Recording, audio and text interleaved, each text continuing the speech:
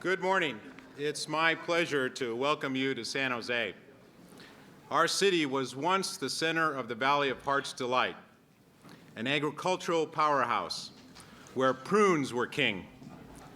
Today, California's third largest city is the capital of Silicon Valley, the technological center of the planet, a place where ideas and innovation rule. So it is most appropriate for our city to host today's meeting of the Democratic Leadership Council, an organization where ideas and innovation rule. I've been a card-carrying member of the DLC since 1991. Then I was on the County Board of Supervisors. I attended a meeting where DLC President Al Fromm brought to town a little-known governor from a small southern state. They talked about how we could reinvent government and improve people's lives. I was hooked. Since then, I was elected the 63rd mayor of San Jose, where we strive to reinvent government and improve people's lives every day. Since then, Al Fromm has continued to be a leading national voice for progressive change as DLC president. I don't know whatever happened to that southern governor who was tagging along with Al that day, but I hope he's doing well. It is my pleasure to introduce the DLC president, Al Fromm, a person who has influenced the national policy agenda as much as any non-elected official in America. Today in San Jose, I'd like to recognize Al and the DLC for being the most important and successful startup organization in American politics. He and the DLC have helped shape the Democratic Party. But more importantly, Al and the DLC have shaped how we think about government at the national, state, and federal level. Al has been a guiding light for me and for numerous elected officials throughout the land. So it is my pleasure to introduce a respected friend, DLC President Al Fromm.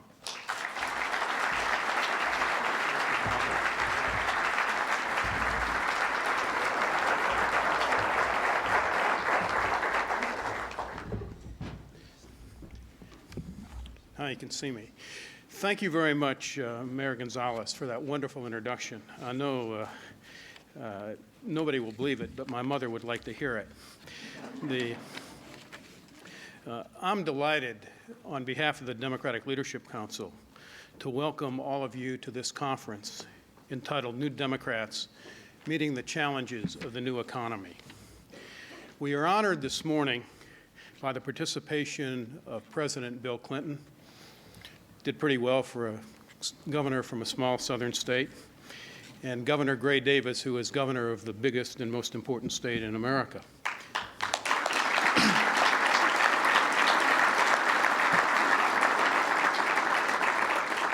And we are delighted to be joined here in the home of the new economy by so many leaders of the new economy, the men and women at the cutting edge of America's prosperity in the information age. Senator Dianne Feinstein, long an advocate of expanded trade, had hoped to be here today, but her schedule had made it impossible for her to join us. I'm delighted. Where are my friends from City Year? I'm delighted to see these people from City Year.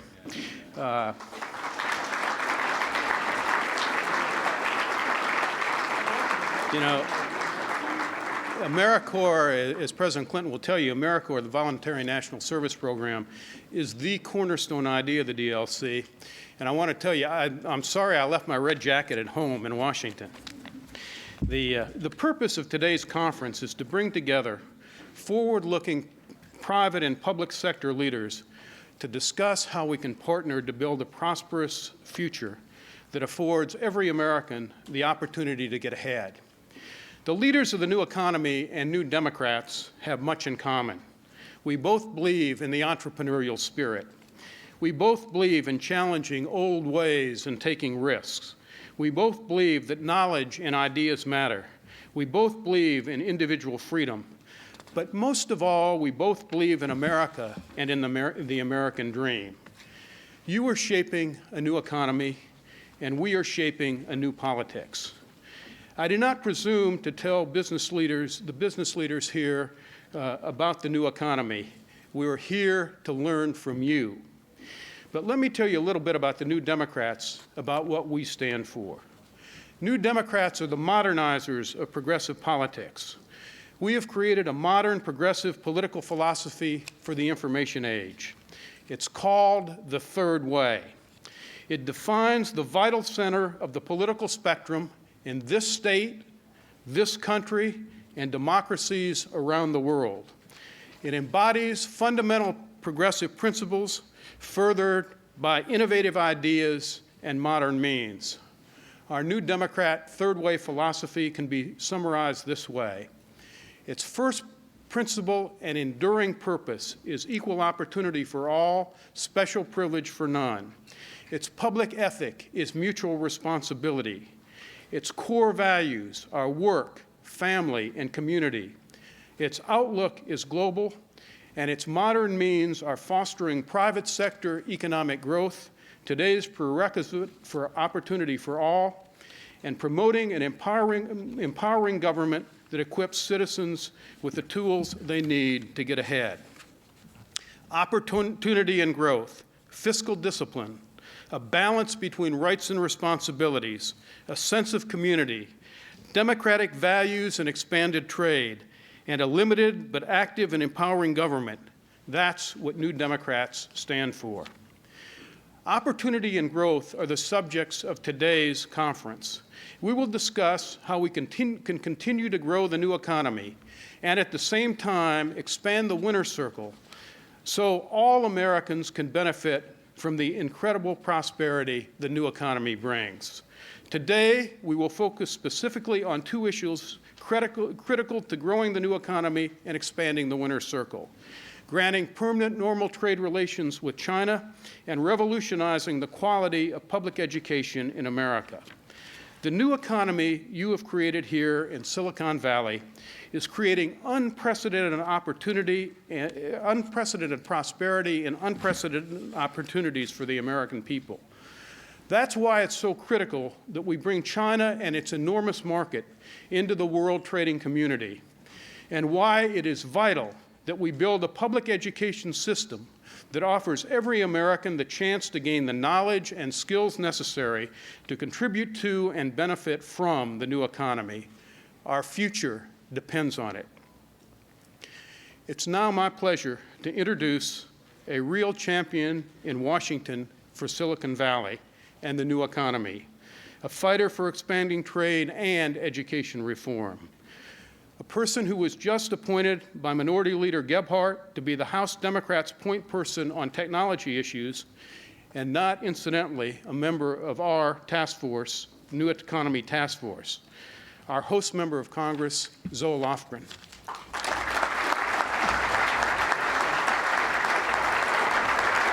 Thanks so much. It's a pleasure to welcome you to San Jose, the capital of Silicon Valley and really the center of gravity of the new technology, entrepreneurship, innovation, and the new economy. You know, as a baby boomer raised in this valley, I've watched us morph from a sleepier time to today's frenetic boom, and while there's no one reason for the evolution, certain key elements just can't be overlooked. Looking back to my childhood here in the 50s, I know that the combination of scientific ideas, energy, and capital, which now moves the world, is different than then. And we can identify trends and policies that brought us to the place where we are now, the true beginning of the new millennium. Here are some of them: a persistent emphasis on education, science, and technology; a willingness to take chances. In the Valley, failure isn't an end, it's just a learning experience. Optimism, a belief that market forces make us stronger. Courage and confidence to compete with the rest of the world. And finally, a belief in merit and the advantages of diversity. It's particularly fitting that President Clinton is with us in Silicon Valley this morning, because the themes that fostered Silicon Valley and the new economy and the President's policy agenda have a tremendous amount in common. In fact, they are the policies that President Clinton proposed and the Democratic Party has carried out over the last 7 years, which have helped foster our current success. In an information-based economy, the country whose people are best trained and well-educated wins, and our president understands this. Competitive market forces make us stronger, and President and the Congress know this. We've deregulated the telecommunications industry, we've balanced the federal budget, and we've allowed markets to bring progress and innovation. Finally, our president has not flinched from global economic competition, whether it's to ensure that our laws allow people like Linus Torvalds, the inventor of Linux, to be here on a H-1B visa, or whether it's leading, actually sometimes pushing, our country to be engaged economically in the world arena. The President has led us to prosperity.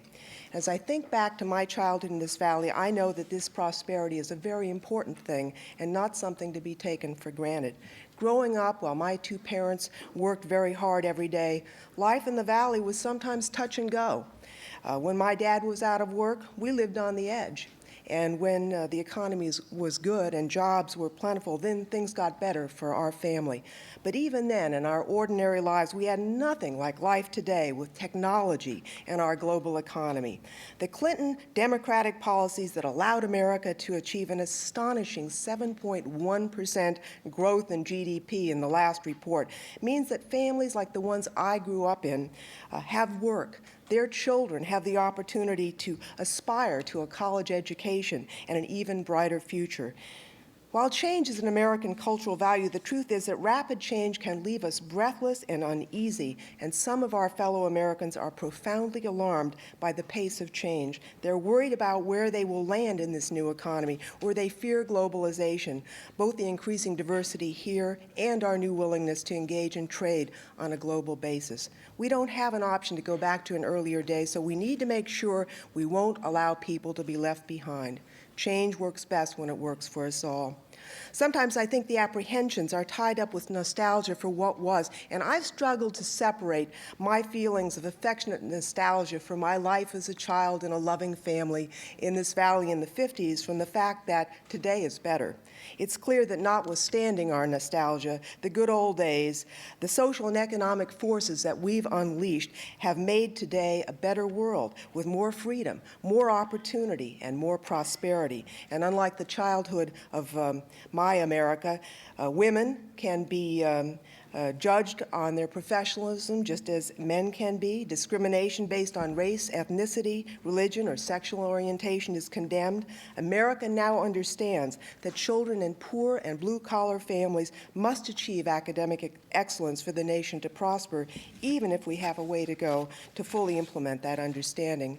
These days, we have more interesting communities where Americans have names like Tran, Chen, Gallegos, Singh, in addition to names like Smith and Jones. And in our world today, we can with assurance agree to be economic trading partners with former enemies like China, confident that American entrepreneurship will continue to benefit our country, and secure in the belief that the American values of freedom and democracy will be transmitted along with American products throughout the world.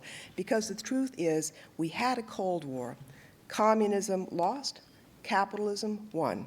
Our economic system is delivering prosperity to our country, and if we can just resist our natural fear of change, our economic and political system will help deliver freedom, peace, and prosperity throughout the world, because free markets cannot prosper in authoritarian regimes. And in a global world, authoritarian regimes cannot long survive the impact of freedom and free markets.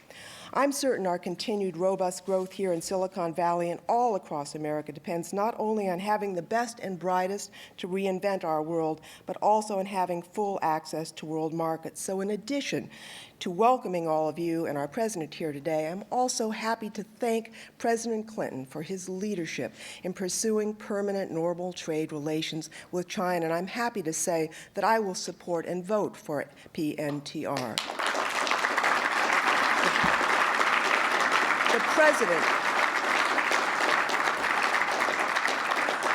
The president is right. Engaging China and exposing China to the sunlight of free market economics and democratic political values is the best way to bring about evolution towards freedom in China. And PNTR is a good deal for America. It lowers Chinese trade tariffs on goods we sell in China, increasing access to Chinese markets for American products for our people. That will create more good jobs here at home for working families like the family I grew up in this valley. America gets this without lowering a single tariff, without changing a single trade law. Clinton policies, education-rich, technology-promoting, diversity-honoring, and pro-trade, have come to dominate the center of American politics for a reason. They work. The unprecedented prosperity we enjoy with greater freedom and enviable diversity are not something we should risk because of fear of change and the future. We should embrace change and the PNTR and the continuing prosperity that will follow. I am so pleased to be here with someone who is finally a Democrat in the governorship. We waited so many years for someone who is a centrist, who feels very comfortable with the DLC message, who is a true fit on this platform with our wonderful president. Please join me in welcoming Governor Gray Davis.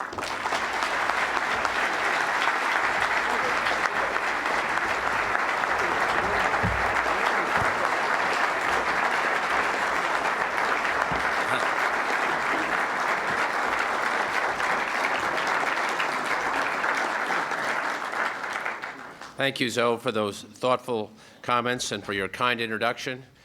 Mr. President, it's a delight to welcome you back to this wonderful valley where, as Zoe said, the people here are reinventing our future, about once every 3 weeks.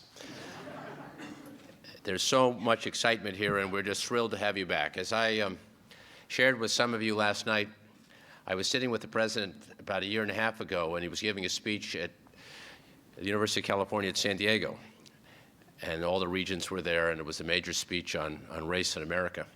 And he leaned over to me and he said, you know, Chelsea has been accepted at Yale, Harvard, and Stanford. And most of her friends are going to Harvard or Yale. But I think she's going to go to Stanford. And as a father who wanted to have his daughter close to her, obviously his choice would have been an institution a little closer to Washington. So it was with a little regret that he allowed for the possibility that she might end up at Stanford. But Chelsea is doing great at Stanford. I knew the moment she accepted that invitation to attend that wonderful school, which is the alma mater of a lot of us, that she would get a world-class institution, and I knew we would get to see the president more often. So it was a big win for us. When the president ran for office in 1992, lots of bad things were happening in the state. Record bankruptcies, downsizing, layoffs, a very bad time. It almost seems like another century. But the reality is it was less than 8 years ago. And because of policies that he helped initiate and that the Congress, showing great courage, supported, we now have the best economy known to man. Crime is down, welfare is down, unemployment is up, personal income is up. All the signs are positive. Much of the credit goes to you for your innovation, your courage, and your entrepreneurial leadership, but some of it goes to those people who made the courageous decisions in Washington, including our leader, the President, who has helped redefine politics in America. And before I get to that, I have a very personal bond with this President. Every time I've called him or Al Gore, they have responded. Every time. I was 9 days into the governorship, and there was this huge citrus freeze in the Central Valley, wiping out much of the crop. So I went down to Clovis and was commiserating with farmers and farm workers, and I said, I'm going to get Washington to respond. And I said, how are you going to do that? It took Wilson 6 months back in 1990. I said, I'm going to pick up the phone. I'm going to call the president. I'm going to pick up the phone and call the vice president and said, Mr. President, Mr. Vice President, I've only been in office 9 days. Already I have my first disaster. Don't let me down. Not only did they not let me down, but in 6 weeks, relief came to farmers and farm workers. In 1990, no relief came to farm workers. And frankly, the coming together of interests that occasionally are on opposite sides of the table was a very good beginning for our administration, and we have continued that across the board. The President was very helpful working as a full partner, as with Senator Dianne Feinstein, in our public partner relationship with the logging industries, where together we were able to save some magnificent ancient redwoods that have been on this planet for over 2,000 years. And I salute the President and Dianne Feinstein, because as he knows, I was riding with him in a car with about 3 days to go before this decision had to be made, when business interests said it just couldn't happen. But he got on the phone, he glued that deal back together, and now you can go up to Humboldt and see some of the most, what I call God's magnificent sentinels of God's creation will stand there for all time, plus the company got adequate compensation, plus they're allowed to log virtually every other tree that doesn't fall in the category of trees that were saved. So again, another very, trees a little younger, basically. So I'm not going to go on with all the examples of successes under this president. But I do want to make this point.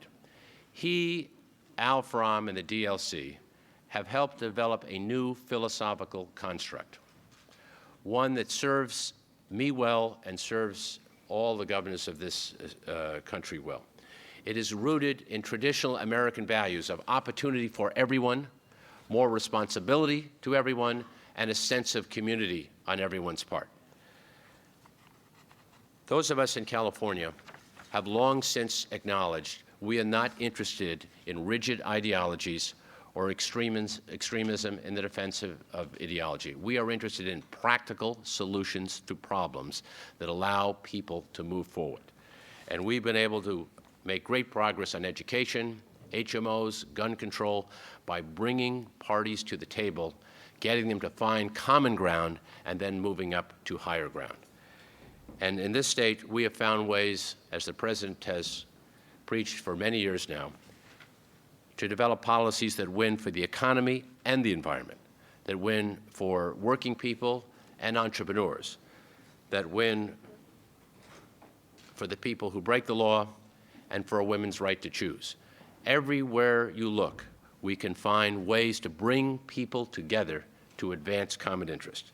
And in that regard, I too would like to echo Zoe's comments and say that I believe the President's position on the admission of China to WTO and the normalization of relations with China is good public policy. I'm joining 32 other governors today in issuing a letter supporting it, and I think it's in the interest of every American.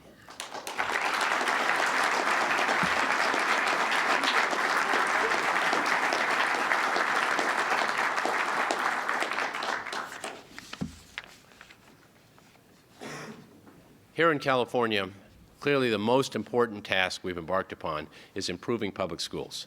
I've said I will not run for re-election unless we improve student test scores, because after all, that is what education is about. Teachers have a critical role.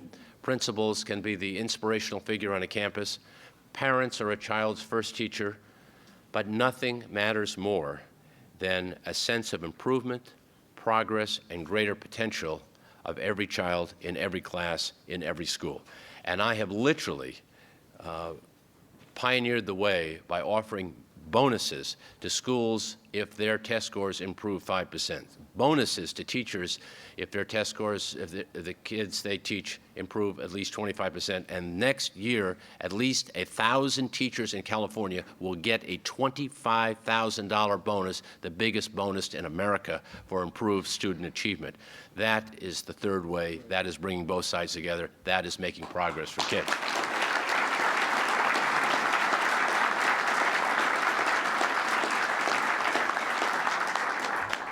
Nobody in America has a clearer vision of the future or has spoken with more force and clarity about how this country should be governed than President Clinton. He has demonstrated that you can succeed from the center, that the environment and the economy can succeed, that every person's opportunity, every person, from the janitor to the CEO, can be advanced under policies he articulates, and he believes that by adhering to our most important civic values and shouldering our collective responsibilities to the next generation, we can fashion an America that provides more promise and more opportunity to every American.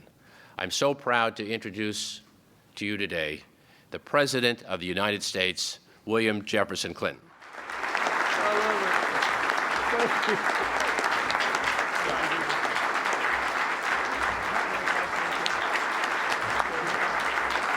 Thank you. Thank you. Thank you very much. Thank you.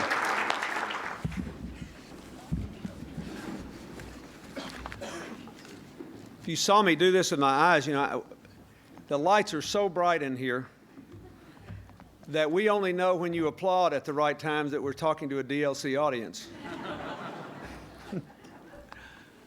Let me say, first of all, how delighted I am to be at the Tech Museum of Innovation. And I want to thank all the people from the museum who've made us feel welcome here. A lot of them are sitting over here. But this is a very appropriate place for us to be meeting. And I think we ought to give them a big hand for welcoming us here.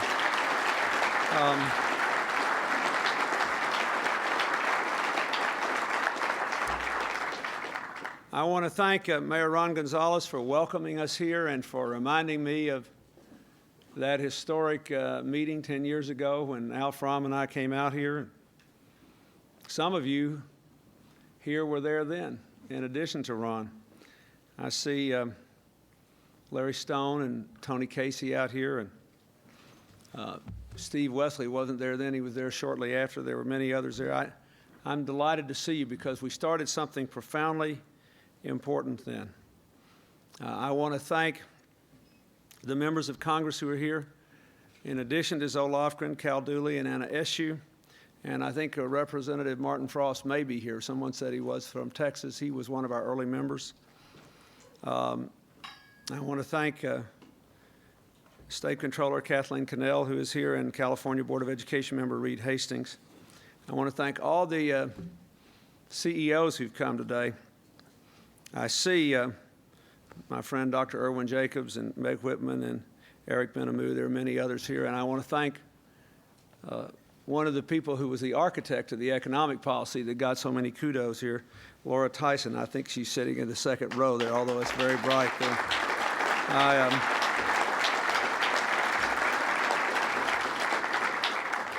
I also want to thank the young people from City Year who are sitting in the back. When the San Jose contingent came in, I just happened to be coming into San Jose that night, and I welcome them here. But they are the manifestation of our commitment to citizen service that grew out of one of our DLC projects. We really believed we could build an American community that was stronger and relished its diversity and still extolled its common values if we could get more people involved in citizen service.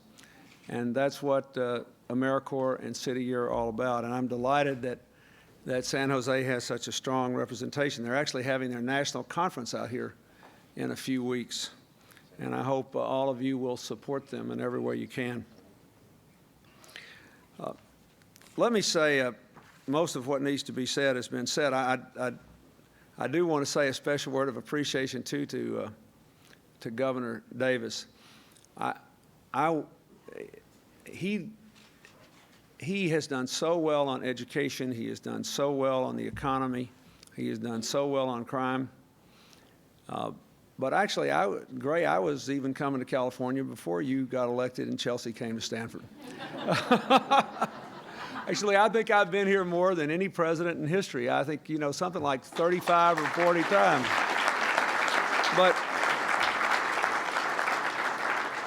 one of the things that I really appreciate is that when you say, and when Zoe Lofgren says, we can govern from the center, I think it's very important that everyone understand that we define that as a dynamic, not a static term. That we get people together and find a common approach that is oriented toward change, not the status quo. It would be difficult to look at a period of American history that has had more consistent, constructive change in the private as well as in the public sector than we have seen in the last few years. So I think that that's something I want to emphasize. And while I'm here, because I don't know when I'll have a chance to come back and say this, I want to thank Governor Davis for the work he's done in education to prove that if you have high standards and genuine accountability and you put your money where your mouth is, all our children can learn. I believe that. I want to thank him for, and all of you, particularly in Silicon Valley, for your support of the charter school movement. When I became president, there was one charter school in America. There are now over 2,000, and I think we'll make our goal of 3,000 by the end of the year. And I hope we will continue to see it grow and flourish. I want to thank you for being on the cutting edge of change on the issue of gun safety as well, Governor. Last year, California passed laws to ban junk guns, limit handgun sales to one a month, and to stiffen the assault weapons ban. Since then, we've seen similar state action all across America. Today, just today, Massachusetts is beginning to enforce tougher consumer product safety rules for guns, banning junk guns, requiring trigger locks, and the Maryland legislature is considering legislation as we speak on child safety locks. Next week, I'm going to California to support a citizen ballot initiative, and to Colorado, excuse me, in a state that by registration has become more and more Republican in the last 7 years. But they've got a citizens ballot initiative out there in the aftermath of Columbine that would close the gun show loophole and require background checks on all gun sales. So I'm pleased about that.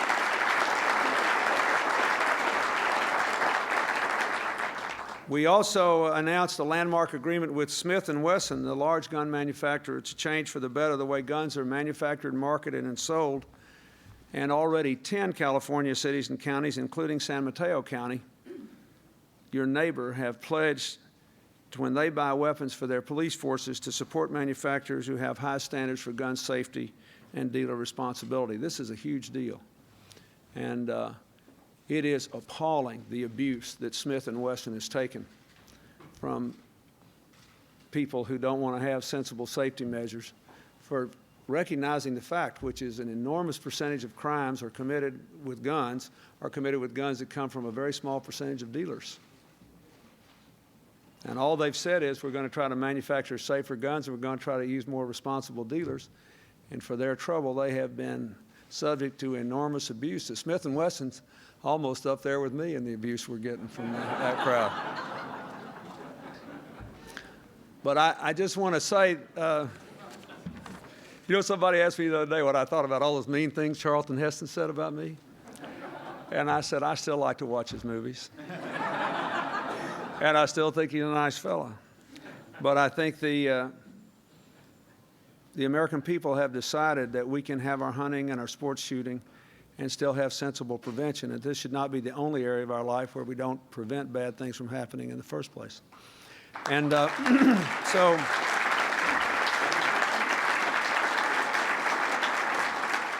once again, I hope the United States will be following the lead of California, and I hope that we can pass our sensible gun safety legislation before the anniversary of the Columbine tragedy on April the 20th. But I wanted to thank Governor Davis for that as well.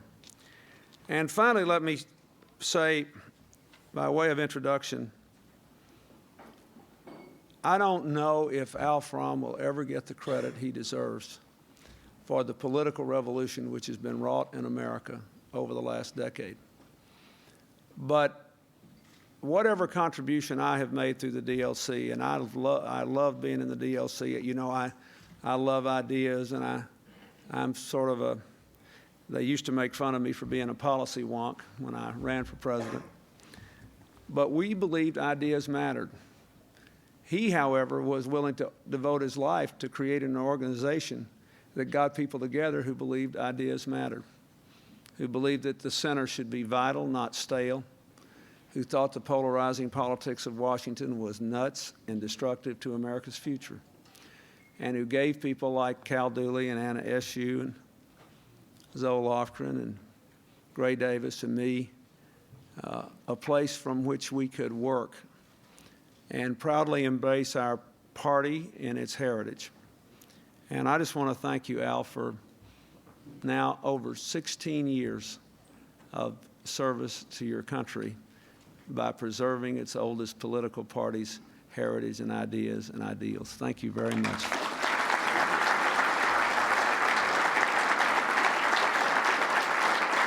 Now,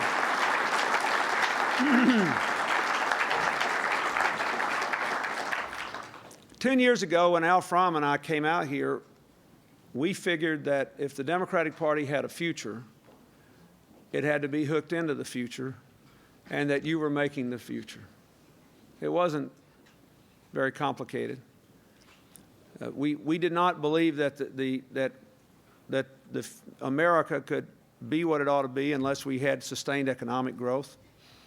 We didn't think that we could tolerate a situation where we had these huge deficits. But we also knew we had to be for things, not just against things, and we wanted to see the future being made. So we showed up out here and we just started listening and talking to people and trying to figure out what implications for the way government works we could find in the way the most successful companies here were working. We also were trying to figure out whether there was some way we could actually get by the ideological debates that were paralyzing Washington. And what was then, it's amazing, but then the Democrats were still identified with the position that the government was a solution to every problem, and the Republicans were identified with the position that the government was the cause of every problem. Now, I thought both were, frankly, somewhat arrogant, since we have a big, complicated country in which government's interrelations with the other sectors and actors of our society are important. So anyway, we worked on this. And then in 1992, Al Gore and I went to the American people and asked them to give us a chance to create opportunity for all and responsibility from all and community of all Americans. We asked them to give us a chance to create a government which was neither the Satan nor the savior of America, but a catalyst for new ideas to create the conditions and give people the tools to make the most of their own lives. And the American people gave us a chance. And I think the results speak for themselves. The core of it all in the beginning was trying to get our relationship to the new economy right, and then trying to bring more people into it. We first of all recognized that in a global economy, whether you were doing something new or traditional, there had to be an availability of capital at affordable interest rates. We had to do something about the deficits. And so we did it with our crowd alone. I told a group last night, I'll never will forget all those guys saying in the Republican Party when they were saying my economic plan would be a disaster for America, and they were not to be held responsible for any of the consequences. And I hope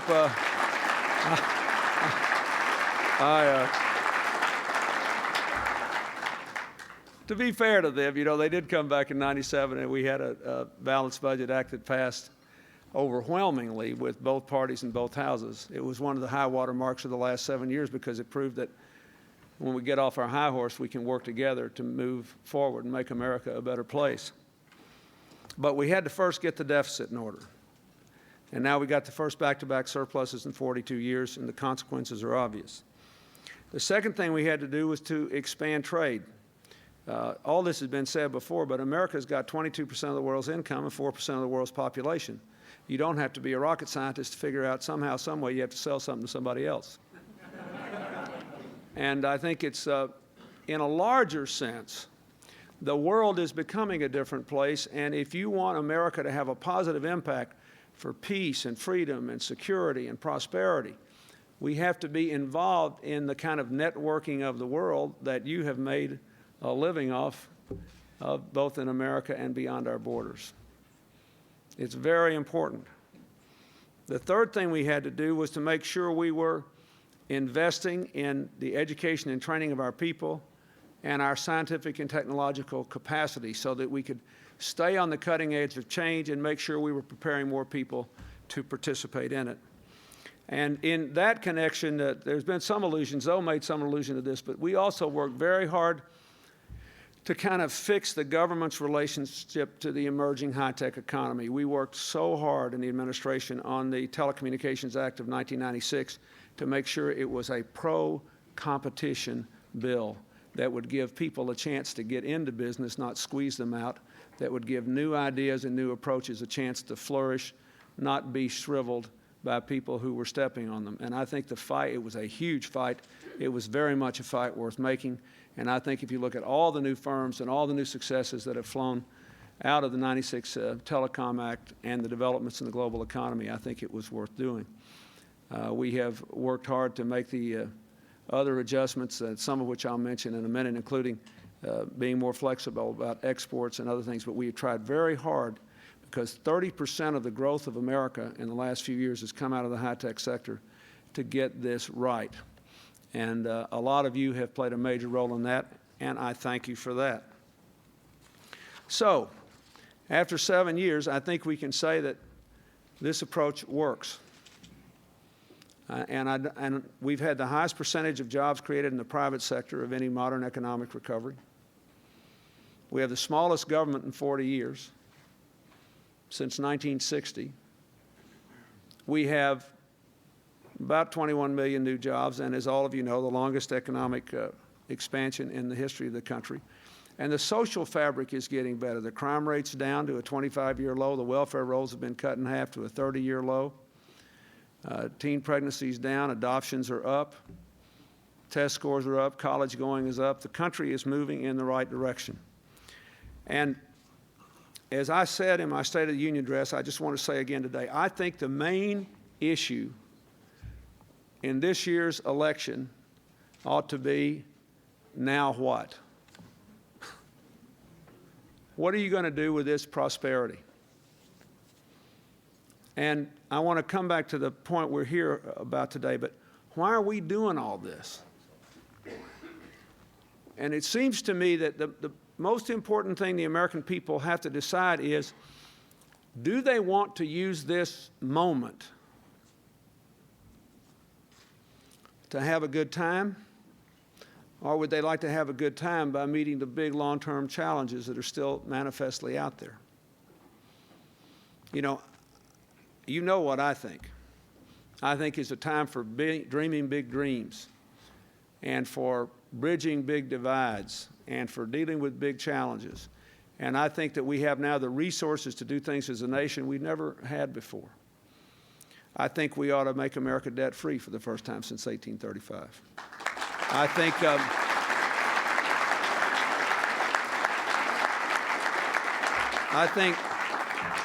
think we ought to prove that we can bring free enterprise and the information economy to the poorest nooks and crannies of America that have been left behind. I think we ought to make America the safest big nation on earth. I think we ought to prove we can provide affordable quality health care to all Americans. I think we ought to prove we can provide world-class education to our children, that every child can start school ready to learn, graduate ready to succeed, and go on to college because the means are there. I think we ought to prove that we can meet the challenge of the aging of America and take Social Security out beyond the life of the baby boomers, reform Medicare, add a prescription drug coverage, which we never would have left out if Medicare were created today instead of in 1965. I think we ought to prove we can reverse the course of climate change while we grow the economy, that the information economy, broke the iron chain between economic growth and putting more greenhouse gases into the atmosphere. It is no longer necessary to do that. It is scientifically provable. It is no longer necessary to do that. And we're crazy if we don't get about the business of preserving the global environment as well as dealing with our local environmental challenges. I think we ought to prove that we can lead the world toward greater shared peace and security, and that we can build one America at home and be an example abroad for people to let go of their ethnic, their religious, their racial, their tribal, and other hatreds. That's what I think this election ought to be about, because that's what I think the future ought to be about. You know, in my lifetime, we've never had this kind of opportunity. But the point I want to make about all of this for today is that we will not be able to have an election about that or a future that's about that unless we can keep the economy growing. And you'd be amazed how much time we have spent over the last several years figuring out, how do you keep this going? Because even though I think you have changed the nature of the economy, I don't believe that the Silicon chip has repealed all the economic laws that govern nations. I'm not sure that you've repealed the law of supply and demand or even totally abolished the business cycle, but I am quite sure you have made them more elastic, less predictable, and that there is more potential for sustained growth. So we spend a lot of time thinking about what is it that we have to do now to keep this thing going. And if I could, I'd say the first thing I think we need to do is go back over the elements of the strategy. We cannot abandon our fiscal discipline. Now, this is an idea that will be tested in this election debate, because the Republicans now favor a tax cut bigger than the one I vetoed. And I believe that if it passes, they won't be able to keep their own promises on education, and furthermore, they'll have to have massive cuts in all these things. It will go back to running deficits. But it will be very popular in the short run, and we're doing so well, a lot of people will want to believe we can do this. So it's a big issue that the Americans will have to face. You know, and I hate to sound like the sort of crotchety old schoolmarm, but we ought to stick with what brought us to the dance here. And, the increasing value of the NASDAQ is more important than the decreasing burden of taxes if the impact of the decreasing burden of taxes is to go back to deficits, high interest rates, an uneducated citizenry, and lower wealth creation. And we need to this is an issue that the American people will just have to deal with. The second thing that we have to do, it seems to me, is to redouble our commitment to education and training our own workforce. And I will just say, Gray Davis has already said a great deal about this, but it seems to me the key is we have to have a relentless focus on results. We have learned back in the early 80s when I started this, and Hillary and I redid the education laws in Arkansas, we had some pretty good ideas about what would work, but we weren't sure. Now there's really no excuse. There's lots and lots of research which shows what works in education. And we need a relentless focus on results, on standards, on accountability. I'm trying to get the Congress to completely change the way we give out federal money and only support things that we know work and stop supporting things we know don't work. I think social promotion should be ended, but not in a way that blames the kids for the failure of the system. Therefore, I think our proposal would have universal access for every kid in every troubled school in America to after-school and summer school programs, to mentoring programs, because I think it's important that we believe and prove that every child can learn. I think these things really matter. I think that schools that can't or failing ought to be turned around or shut down, but I think we ought to help them be turned around because we know as a practical matter they can be. You heard Gray Davis talk about this incentive program he's given. When you give a lot, once he's given out a number of these bonuses, then people will go out and start studying the circumstances that these children were in when they started. And it's going to take your breath away when you see the adversity that a lot of these classrooms and schools have overcome. And it will reaffirm the notion that I think is broadly shared in this room, that intelligence is pretty well universally distributed and that there's a role to be played here in this. I also want to say we shouldn't forget the importance of technology. We have gone now from about 11% of our classrooms connected to the internet, schools, to over 90% of our schools connected to the internet today, well over half of our classrooms, thanks to a lot of you in this room and the program that we've been working on with the Vice President since '94. We shouldn't forget that. But I just want to say to you, I believed this before I got here. I believed it more importantly today. I have spent an enormous amount of time in our schools over the last 21 years. these schools can be turned around and all of our kids can learn. But you have to have high standards and genuine accountability and the right kind of support. That's what California represents. That's what I believe our national policy represents, and I hope you will continue to support them. I also think that we're kidding ourselves if we think we can continue to move this economy forward unless we educate our people to a far higher degree with much more flexibility. But also, as all of you know, and as you have been banging on me for years, what do we do with the shortages that exist right now? Our high-tech industries do face temporary labor shortages, and they have repeatedly, at least during my experience. And so we've tried to balance the short-term need to increase visas for high-skilled workers with the long-term goal of actually educating our people so that more of them from untraditional backgrounds can fill these high-wage positions. Again, I want to thank Congresswoman Zoe Lofgren's leadership. It's been quite imaginative here. She helped our nation to strike that balance in the past with legislation that dealt with the short-term crisis and set aside funds for education and training. And now we've got a similar dilemma. And she and Anna Eshoo and Ellen Tauscher, representing this area, have all taken a real leadership role in trying to help us get a bipartisan solution to have more workers here, to improve the INS, to ensure that our children benefit from the technological innovation of the new economy. So I know you're all interested in this, and I wanted to talk about this because we will get a solution here. We will work together. We will come up with sound legislation. We will find the high-tech workers you need so that we can keep growing this economy, and we will continue to prepare our children and our workers for the information age. So thank you, Zoe, and thank you, Anna, and thank you, ladies and gentlemen.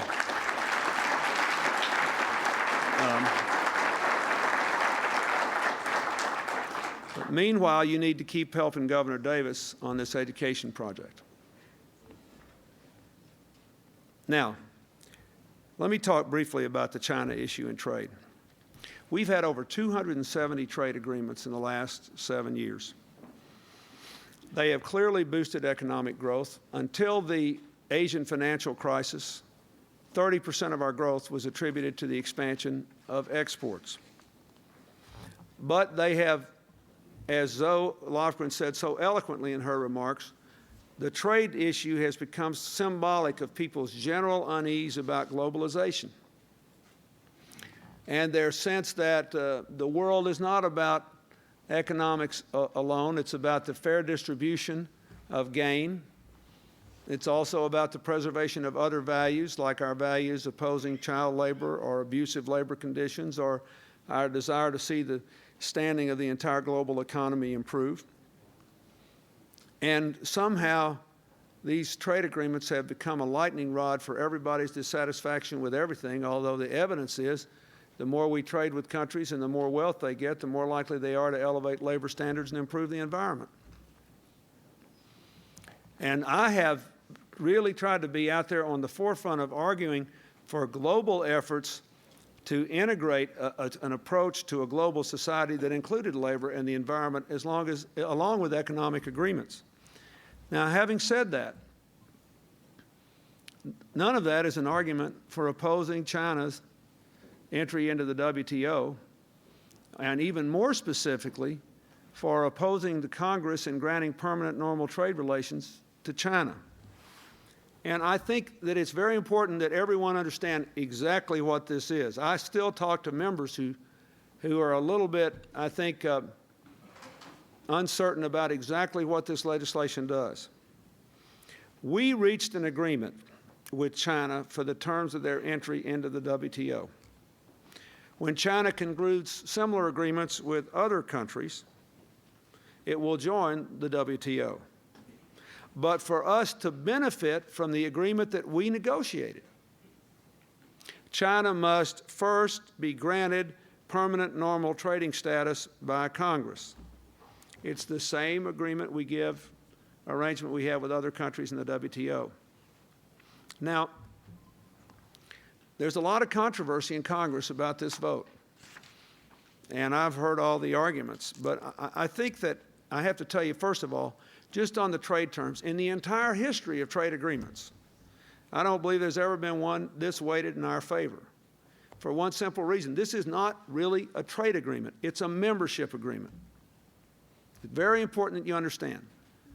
This is a membership agreement. This is China saying, we don't have a modern open economy. We'd like to be in this modern open trading system. If you will let us in, here are the changes we are prepared to make. That's what this is about. Therefore, this vote by Congress is on an agreement that lowers no American trade barriers, lowers no American tariffs, grants no greater access to China to any part of the American economy. Nothing, zip, zilch, nada, zero. On the other hand, Chinese tariffs will fall by more than half over 5 years in every sector, from telecommunications to automobiles to agriculture. For the first time, American companies will be able to sell and distribute products in China without having to transfer technological know-how to Chinese firms or put manufacturing facilities overseas.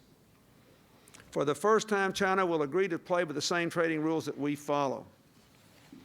Accordingly, the narrow or broad economic consequences are 100 to nothing in our favor.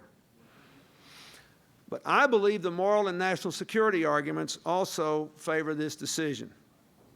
There's no denying, as some of the opponents of this agreement assert, that China is a one-party state, that it does not tolerate opposition, that it still denies its citizens fundamental rights of free speech and religious expression that we hold very dear. That is not the question. The question is, what is the most intelligent thing we can do to increase the chances that China will become more open, more democratic, and a constructive member of the global community in the 21st century? I think the answer is to allow them in and to let liberty spread from within. Under this agreement, China will slash the tariffs that protect its inefficient state-run industries, industries which the Communist Party has long used to exercise day-to-day control over people's lives. China's leaders feel this step is essential to maintaining their competitiveness, and they're not foolish people. They know it may unleash forces that the leaders themselves cannot control. The late Chief Justice Earl Warren from California, a former governor of California, said that liberty is the most contagious force in the world. In the new century, liberty will spread in part by cell phone and cable modem. In the past year, the number of internet addresses in China in 1 year has gone from 2 million to 9 million. This year, the number is expected to grow to over 20 million. There are 1.2 billion people in China. When China joins the WTO by 2005, it will eliminate tariffs on information technology products, making the tools of communication even cheaper, better, more widely available. American telecommunications firms and service providers are perfectly poised to fill this enormous market. We know how much the internet has changed America, and we're already an open society. Imagine how much it will change China. Of course, there's no question China has been trying to crack down on the internet. Good luck. That's like that EDS ad. You remember that ad where these cowboys are trying to herd cats? That's the best ad I saw on television last year.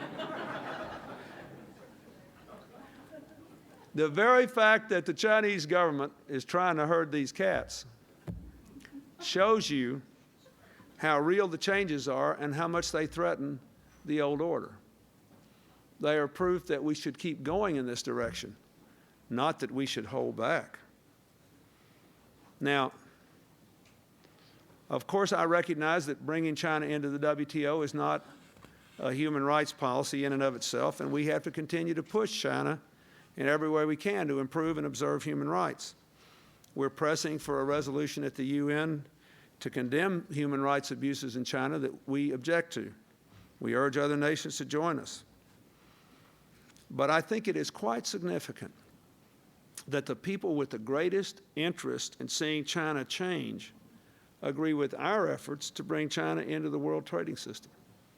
There's something almost patronizing in the opposition of some elements in the United States to China coming into the WTO when the people they say they're trying to help believe they'll be helped if China does come into the WTO. The citizens of Taiwan, despite all their tensions with Beijing, by and large want to see China in the WTO. And so does Taiwan's newly elected leader. It's a very important point. So does Taiwan's newly elected leader. Most evangelical Christians who have missions in China want China in the WTO. Most human rights organizations want China in the WTO. I think the more the American people learn about our agreement with China, the more they will support it. I think the more elected representatives learn about it, the more they'll get behind it. Support is building based on the evidence. And we have signs of that today. You heard the governor mention the letter he's signing. Now we have over 40 of our nation's governors, Republicans and Democrats, in favor of granting China permanent normal trading status. And they say it will create tremendous opportunities for their companies and farmers and more high-wage American workers. In addition to Governor Davis, I want to thank Governor Locke of Washington and Governor Schaefer of North Dakota for their efforts. We've got more members of Congress coming on board, and I thank Zoe Lofgren for the brave announcement she made today. And today I'm pleased to announce that the CEOs of over 200 high-tech firms from across our country have also signed a letter urging members of Congress to support this legislation. In their letter,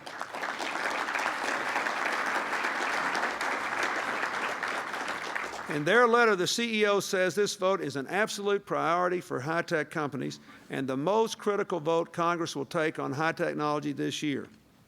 Now, here's the clincher I want to explain that I think a lot of people don't understand. If we don't vote for permanent normal trading status, and China makes its agreement with Europe, they still get in the WTO. The only difference is Europe and Japan gets the benefit of the deal that we negotiated.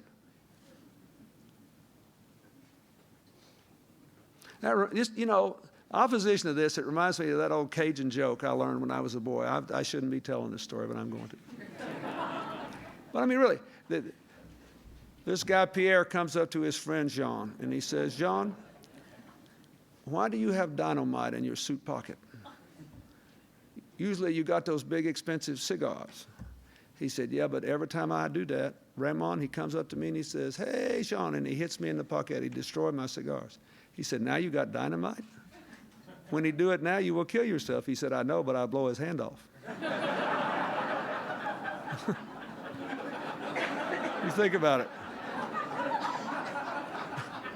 We made this deal, and now we say, we take it back. We don't want it. We're going to give it to you. We made this incredible agreement. We've been working on all these problems with China for years. We can't get in the markets. We can't distribute our automobiles. We can't distribute our auto parts. We got to have manufacturing and technology transfer. It's all gone. And now we say, we don't want any of that. We're going to give it to the Europeans and the Japanese. Let's see if they can do a good job with the deal we negotiated. It's very important that you understand this. The main consequence of this will be to hurt America economically and to dramatically strain our relations with China at a time when we need to maintain a positive ability to impact their conduct, to reduce strains along the Taiwan Straits, and to get the leaders in that country to imagine the greatness of their country in future terms, not yesterday's terms. This is a big deal. And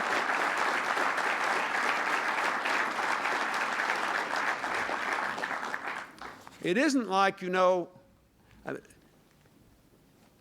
we can stop the modernization, but we can turn it into a very dark direction, or we can run a much bigger risk. Y'all think about that story I told you. How many times have you done that in your life? Now that I am in the last year of my presidency, and I'm not running for anything, I can tell you, perhaps with some greater credibility, that I think we in America generally tend to overestimate the influence we have by stiffing people, and we generally tend to underestimate the influence we have by reaching out a hand of cooperation. Not in a naive way, not in a blind way, never abandoning our values, but just, I mean, what was this DLC all about in the beginning? We were sick of these partisan, rhetorical bombshells that dominated Washington politics. We thought there had to be a way to get underneath and beyond that, to join people together in constructive endeavors. And lo and behold, it worked. And it's not different in the rest of the world. Now, all I can tell you is, I believe that if we do this, 20 years from now, we will wonder why we ever had a serious debate about it. If we don't do it, 20 years from now, we'll still be kicking ourselves for being so dumb. That's what I really believe. And there's no point in my being delicate about this. I think this is a big deal. And our country and my successors in office and their ability to do the right thing by you and by our values will turn in no small measure on how we vote on this. So I realize that in this crowd, I'm preaching to the saved. But if you want America's economy to continue to grow, and if you want your country to continue to be a force for peace and freedom and prosperity, and to have an influence on people, to get them to give up their irrational attachment to the animosities of yesterday, we have to be willing to shoulder our burden for the future. This is part of it. And ironically, we will be one of the greatest beneficiaries by doing what is right for China and for the rest of the world. Thank you very much.